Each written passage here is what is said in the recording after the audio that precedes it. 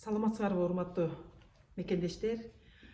Баарыңар билгендей 11 апрелде жергиликтүү кеңештердин депутаттарына шайлоо өтөт. Ал мыйзам чыгаруу бийлик аткаруу бийлигине буйртма берип биздин жашообуз кандай болот, ошолордон кызыктар болот. Айыл башчы мэрлерди да ошолор шайлайт. Ошон үчүн биз көптөгөн кызматты ошо жергиликтүү бийликтен алабыз. Кандай келечек болору ошол процесстен кызыктар. Анан азыр көптөгөн суроолор келип атышат. Резерв, мандаттын резервтери болот экен, ал кандай түшүндүрүп бергилечи депчи. Мен бул боюнча видео жасагам, но бүгүн мен дагы бир ар түрдүү вариация менен видео жасап кетким келип атат. Анткени себеби баягы жакшы түшүнүктүү болуш керек да.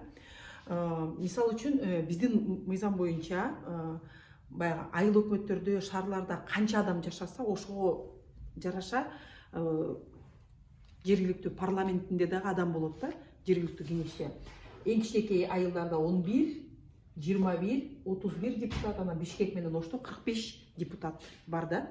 Анан бул 11дин ичинде 2 айылдан, 3 айылдан туруп калса, округ кылып бөлүп коюшат.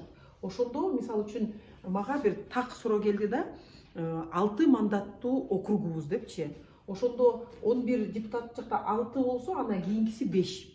Бир округу 5 мандаттуу, бирөөсү 6 болуп, ушундай болушу мүмкүн да.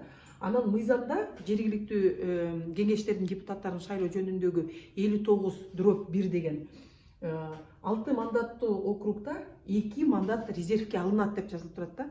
Эмне себептен резервке алуу маселеси мынча маанилүү болуп калган? Анткени себеби баягы жалаң мырзалар шайлоого келип, же жалаң айымдар келип кала турган болсо, бул баягы киши туура эмес. Мырзалардын өзүнүн көз караштары бар, айымдардын өзүнүн көз караштары. Ошон үчүн дүйнө жүзүндө мындай тең салмак, экөө тең келсе, баягы ар бир маселени эки жактан карап атып, эң мыкты чечим чыгарат деген маселенин аркасы менен квотаны коюп коюшканда. Ошондо жанагы мага берилген суроо боюнча биз 6 мандаттуу округда койгонбуз, кандай болушу мүмкүн дегенге суроого жооп бергим келип атат. Мандат кайсы учурларда иштейт? Мисалы үчүн силердин айылыңарда мынакей Асан, Үсөн, Айбек, Нурбек талапкерлердин көбү мынакей эркектер добуш алып келип, анан эң аз добуш алган айымдар болуп кала турган болсо, бул 6 мандаттуу округдан 4-төнү биринчисин алышат, эң көп добуш алганды.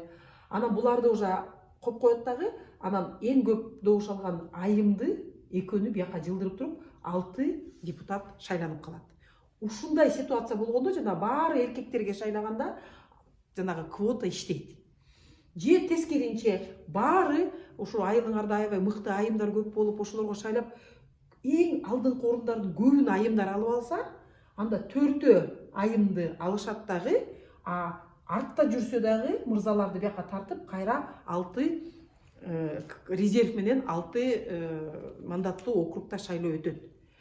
Мисалы үчүн силердин айылыңарда эң көп алган мырза же айым, андан кийинкиси кайра мырза, айым, мырза болуп турса, анда эң эле биринчисинен баштап 6-сына чейин келет дагы 6 мандат эң алдыда жүргөндөрү депутат болуп калат. Бул жерде даже жана резерв колдонулган жок дегенге чейин барат да. Ушинтип өтүп келген жакшы да. Мисалы үчүн азыр мынтип айтып атышты. Айымдар, силер үгүт ишин жүргүзбөй койсоңор деле өтөсүңөр. Эмне кыласыңар үгүт ишин?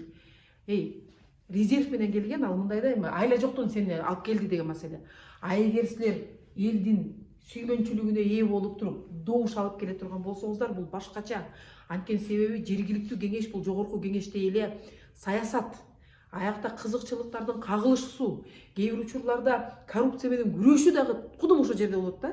Анан ошондо силер элдин добушу менен келе турган болсоңор, элдин колдосу, элдин добушу бул канат.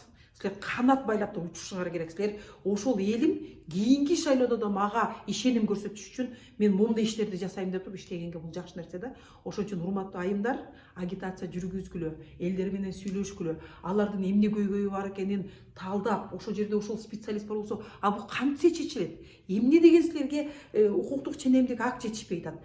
Кайсы мыйзам туура эмес болуп атат деген нерселерди сурап туруп ишке ашыра турган болсоңор, баарыбыз бир күнү билинбей айтып эле укуктуу, өнүккөн, бакубат жашоону камсыз кылган мамлекетте жашап калабыз. Ошон үчүн бүгүнкү күндө мынакей тең салмактуулук болсун деген саясат ушундай.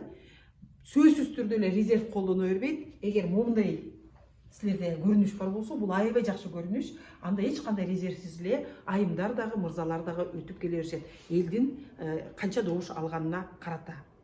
Барыңарга аманчылык каалайм. Кыргызстанда мыкты реформалар жүрүп, жакшы өзгөрүүлөр ишке аша берсин. Жакшы туруңуздар.